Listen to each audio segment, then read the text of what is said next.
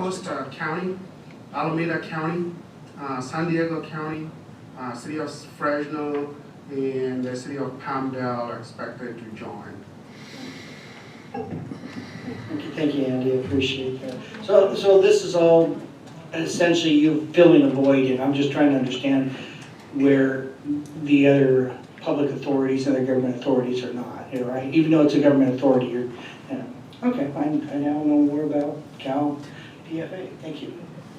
Robin? I just had one question, sorry.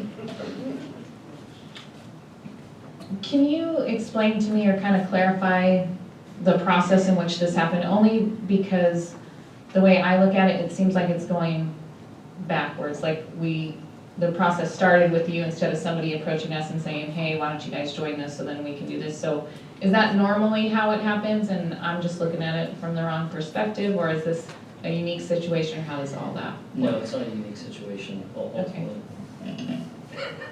So do people usually come to you first and then they go back to the jurisdiction and say, hey, can you guys join this group so we can get some bonds? It can work both ways. Oh, okay. All right, thank you. Irwin? I have nothing. Do we have cards? Yes. Thank you, sir. Lance Gregory.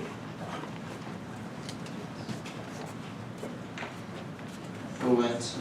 Mr. Mayor, council staff, I really had no plan on speaking tonight, but I felt it necessary since there was some question about my motives when I inquired about the CalFA bond.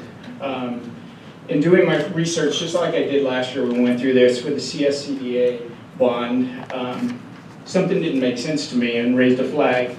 I read the staff report, and then I looked up CalFA just to get familiar with who they are. When I looked at their agenda on April 26, I noticed item number 3, and it showed the bond issuance for Balboa. So that confused me. And knowing that in the staff report we weren't a member yet, not being a bond expert or anything like that, and don't claim to be, I was confused because it stipulates into the California state law and their policy requirements, as you read earlier, we needed to be a member. So, of course, I was confused about that. So I reached out to all council members, city manager and deputy manager, and expressed my concerns. I also emailed Chair Doug Verboon of CalFA and asked him if this item had been approved. And he said yes, that was the confirmation I got. So this is where the confusion came in. And so I wanted to ensure that we don't get any more mistakes that would lead to any sort of fines, technicalities, or anything else that would give the opportunity for somebody to start screaming wrongdoing, corruption, anything else in the town. I just want to make sure we do stuff open and transparent. So as I said, I contacted Mr. Okoro. He told me that stipulations for the resolution, council had to do 2 things. Approve this as a member and approve the issuance of the bonds. I was also informed that CalFA chose to act first and facilitate the process, and with the understanding that action is contingent upon the City of Norco approval recommended action. The staff report made no mention of contingencies, nor did CalFA mention that when they confirmed that to me as well. So with my communications with staff, it cleared it up for me. Now personally, I really don't care where Mr. Brandis gets his funding from, as long as the city's not on the hook for it. I feel it's important for residents to have confidence in the city and the proper protocol is followed with no errors. So I look forward to Silver Lakes being completed and fully operational and our local businesses reaping the rewards. Thank you. Jeff Cahan.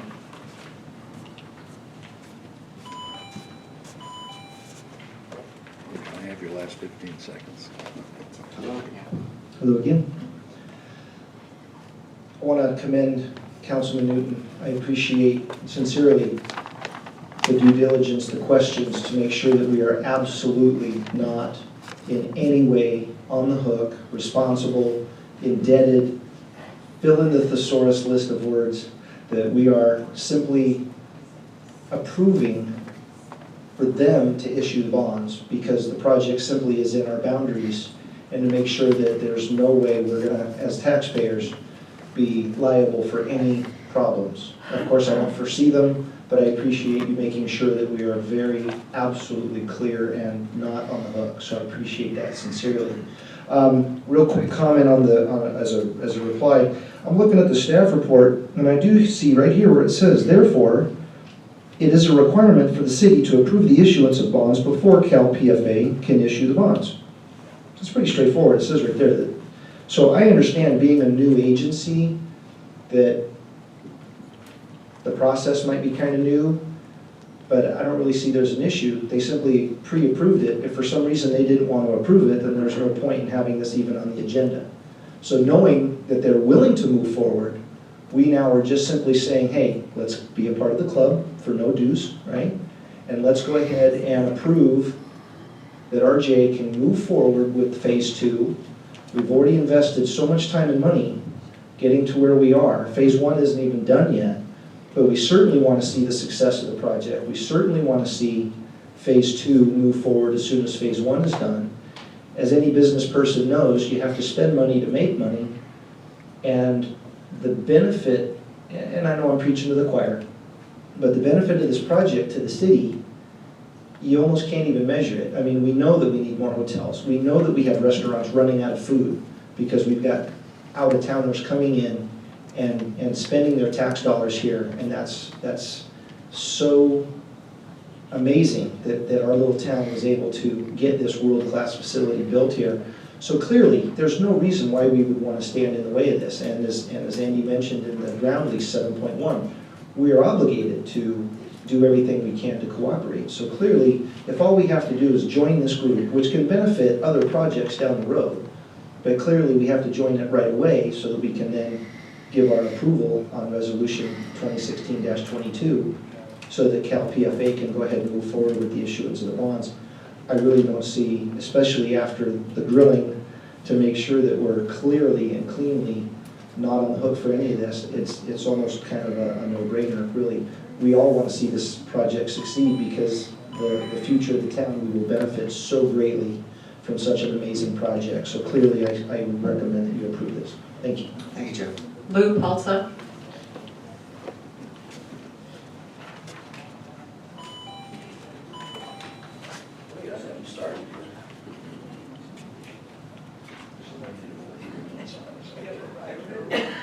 Good evening again. I have another letter to read you here, so I'll get right to it.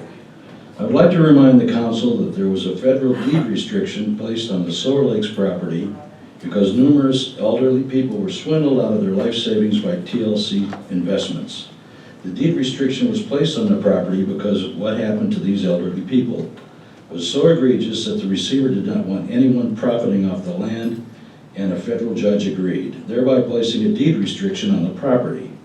Although the important deed restriction was in place, City Attorney John Harper filed a motion for interpretation, modification, and/or elimination of the deed restriction with the United States District Court, October 12, 04.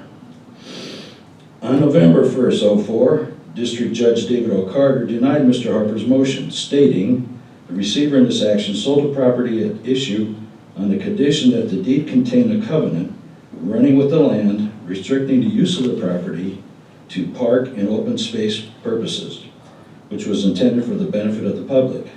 The covenant clearly precludes a mixed-use project proposed by the City of Norco. Thus, court will not construe the covenant as permitting a mixed-use project. Given that the beneficiaries of the covenant included members of the public, the court will not eliminate the covenant. The motion was denied.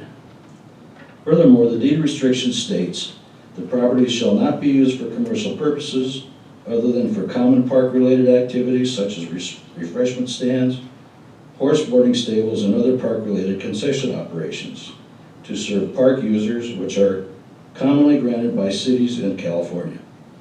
The staff report by the California Public Finance Authority specifically states the funding is in part for a restaurant and retail building, both of which violate the deed restriction. Therefore, approval of this resolution will be directly and willfully violating the federal deed restriction.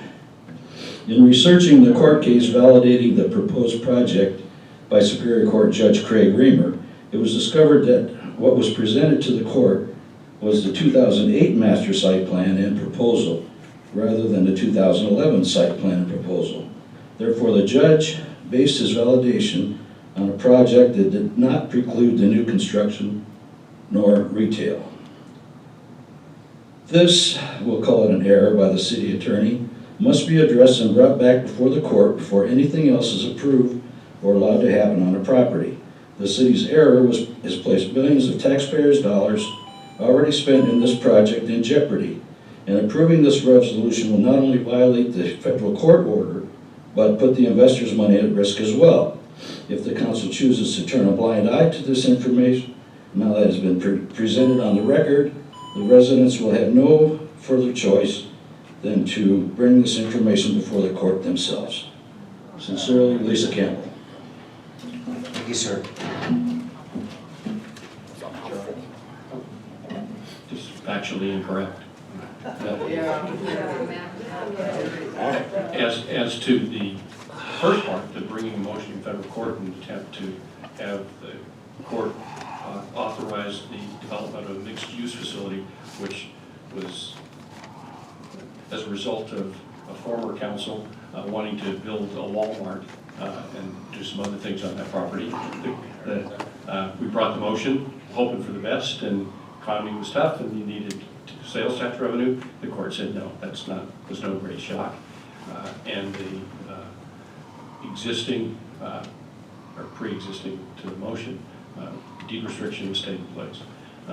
The validation action filed in Superior Court in Riverside County validated that the uses listed in all the documents approved by the city uses were consistent with the use of the property pursuant to the deed restriction.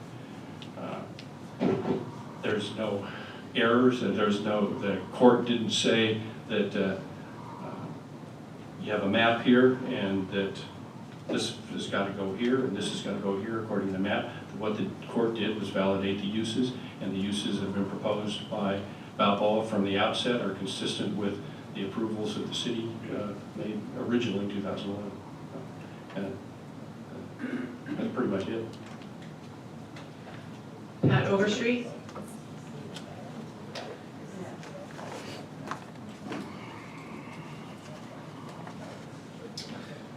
Have to sleep tonight after all this walking. Thank you, Mr. Mayor, members of the council. Thank you, Mr. Harper, for that clarification, and my admonition to you is join the club. Linda Dixon?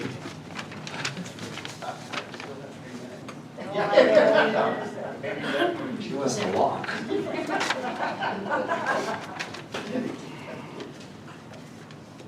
You know, it almost takes words away from me when I hear such misinformation and blatant misinformation that they try to stuff down the throats of our public.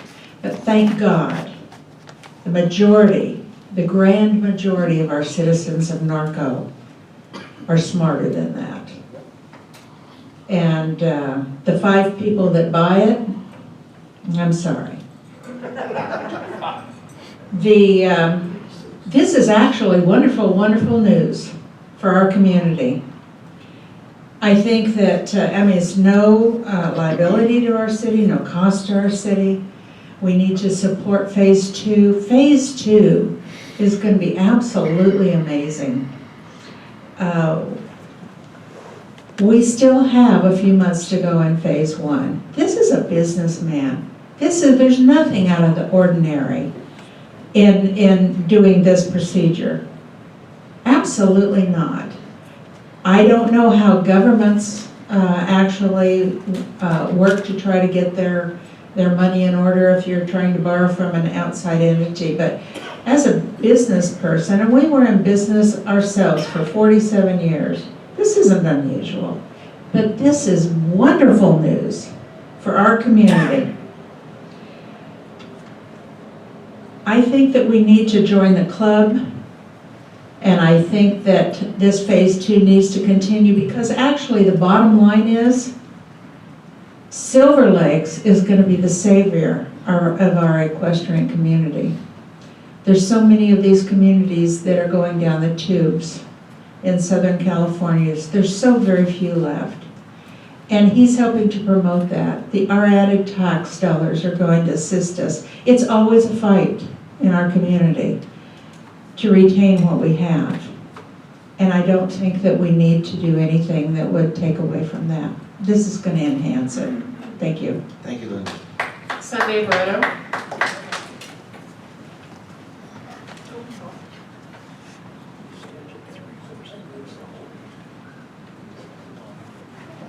Hello. Hello again. I would say definitely approve this. We aren't on the hook for the money. Important. How he gets his money, I don't care. But I'm talking about Silver Lakes in general. You know, a lot of people, and I understand the equestrian part of it, but I'm not that guy or gal who's opposed to the sports park aspect of it either. You go by there and you see kids out there with their families playing. They have a place to go, a quality place to go. But it doesn't end there. Taking a tour of the facility, that place has potential, and potential for Norco. Not only does it bring right now about 20,000 people on a given weekend into our community, it's such a positive place. And to touch on the mixed use versus the park and open space, I cannot personally think of a better use and a better open space and park than we have in Silver Lakes that actually brings an opportunity, like most parks don't, to provide people coming to our town and spending their money in our town and getting our name on the map. So I disagree that that's not a park and a deed restriction. It is very much a park. It's a sports park, it's an equestrian park. It is a wonderful facility for this town. We are lucky to have it. I definitely say, like everyone else, join the club. And also, if that allows me money to use at a future date to weed, I don't know if that's a possibility. I'm definitely for it. It's a different application. Sue Bacon. Sue had to leave, but she's in agreement. RJ Brandis. I just have one comment. I'd like to know why Lisa doesn't come and read her own documents. Yeah. I mean, I'd like to see this woman come up here. I've offered her at every event here to come discuss this with us, and she's never done that. I'm not sure why she has to send someone else to read her documents. So why don't you ask her to come here and deliver her statements to the public and stand up for who she is? All right?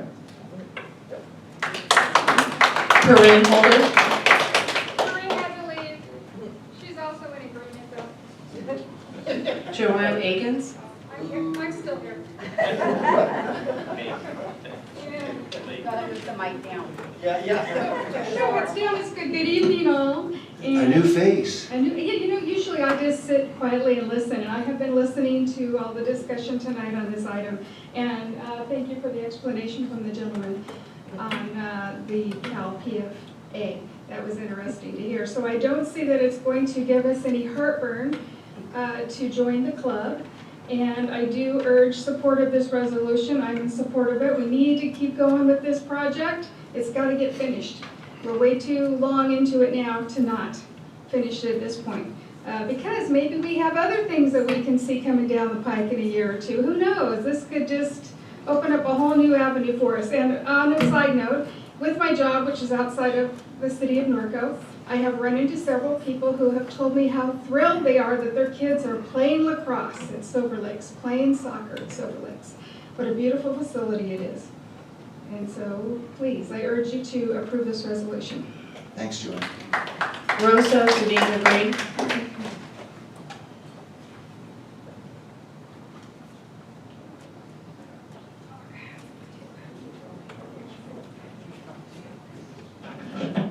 Hello, it's me again.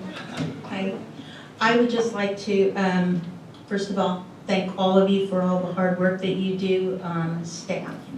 And I would also like to ask that you support this resolution, get it passed, and I say ditto to all the other comments that everybody else has made. But I'm wondering, did I just hear the threat of a lawsuit? And is this going, that threat of a lawsuit, is it going to cost us more money? And if someone really loves the community of Norco, why would you keep doing something like this? And I'm with RJ Brandis. You know, if you're going to come and you're going to have something to say, then you need to stand up here in front of the public and you need to be able to say it, and don't send a messenger. Thank you. I think we're I want to bring back to John Harper. One comment.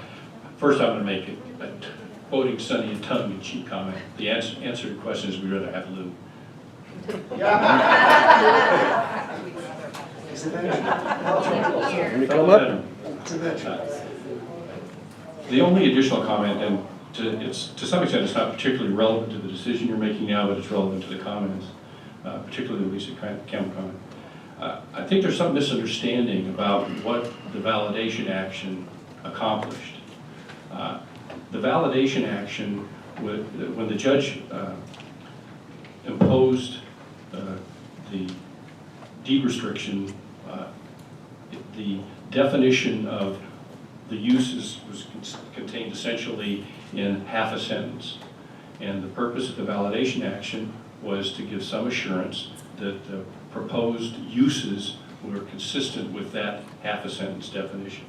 There's his hand here, but this is Exhibit F, which is the list of permitted uses. You see there are quite a few of them. But let's pretend that there was never any validation action. That didn't change the ability for this project to meet the definition imposed by the deed restriction. I don't know what litigation would do. Let's say that in the worst case scenario, litigation, God forbid, very expensive litigation, by the way, but litigation would set aside the validation action. Wouldn't set aside the project. The project's uses are consistent with the definition in the deed restriction, just there wouldn't be validation action. I mean, it really doesn't accomplish anything. The validation action accomplished something for Mr. Brandis and Balboa and the financing of the project because it gave them some comfort level that both the city supported these uses and that the court was saying that those uses were consistent. But other than that, it doesn't change what the deed restriction is. Like I said, we wanted that. Actually, it was Harvey that wanted to build a Walmart out there. You still couldn't build a Walmart out there. That's pretty clear. But the other things, the permitted uses, are consistent with what the court had in mind. I'm going to mention equestrian and other types of facility uses.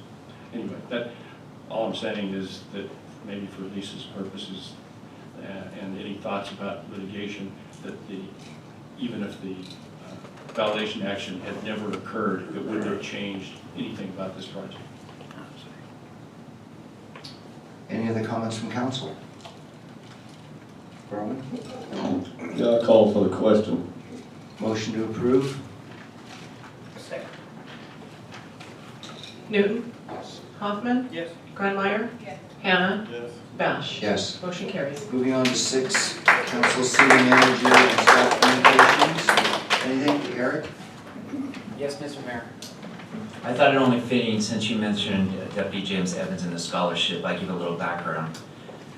Deputy James Bernard Evans, Medal of Honor recipient from the Riverside County Sheriff's Department, badge number 794, ID 644, date of birth February 3rd, 1941, date of death May 9th, 1980.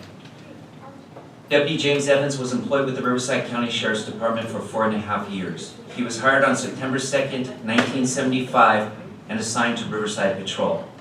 Deputy Evans began his law enforcement career in 1974 as a reserve officer with the Colton Police Department.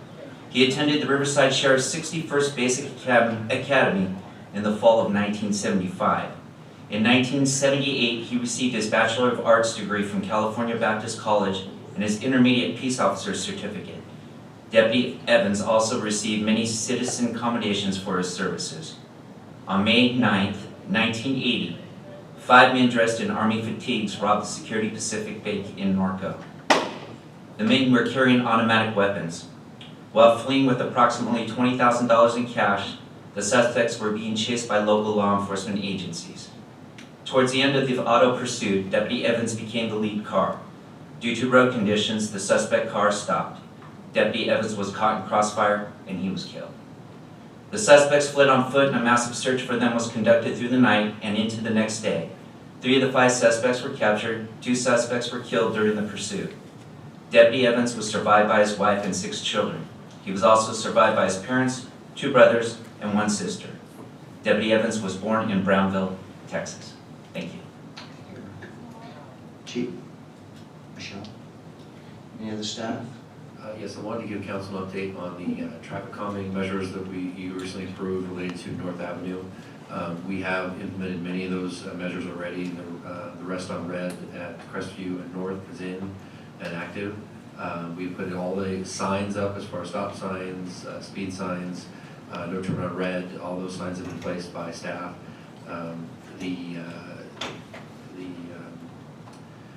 We're putting together all the street paving, striping that we're planning on doing related to this project and for all the various streets that we need to put in. So we're bringing those all together and we'll get some quotes on doing that work. We've ordered the speed feedback signs and they'll be installed. There's 2 that are going to be installed permanently using solar, and we actually ordered 2 more that are going to be mobile that we can install as temporaries on various roads. First will be California and Crestview to start gathering some data for the Sheriff's Department, and then once we've gathered data, we can use them in other places in the city to act as traffic calming measures and actually gather data. So we're trying to be multifunctional in our traffic calming efforts to not only look at this area, but also move these feedback signs to other areas to kind of see how folks react to those measures when you see them say, slow down, here's your speed, etc. So that's where we stand at this point in getting those improvements done. Thank you. Chad or Andy, a follow-up on that. Do we have another workshop going to come up to discuss further on California North additional innovative traffic calming?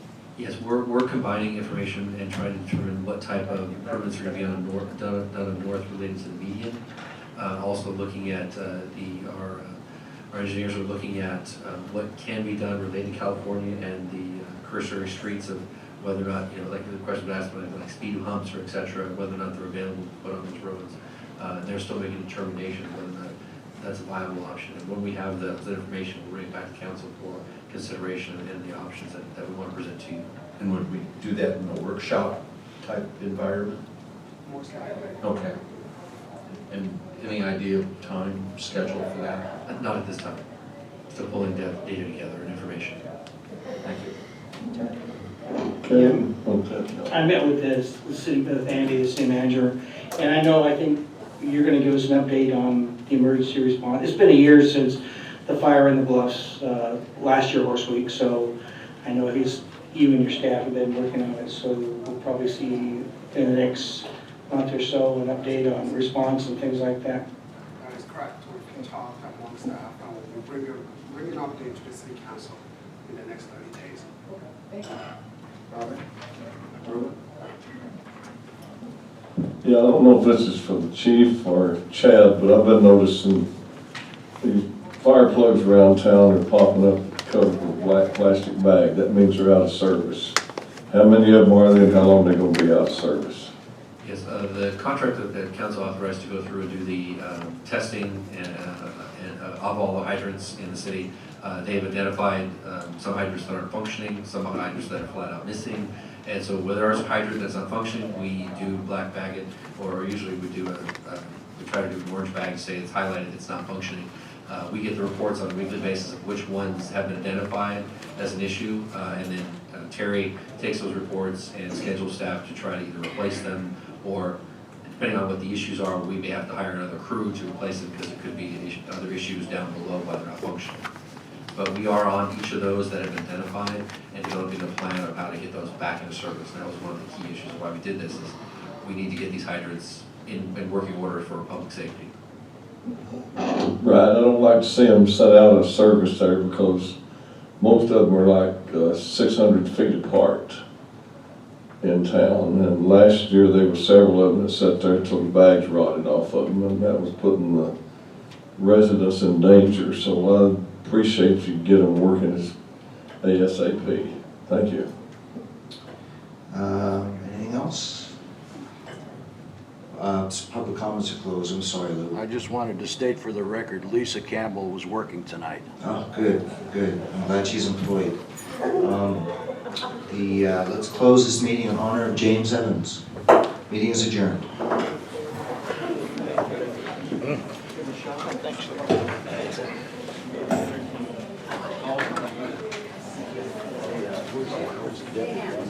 Right. Yeah.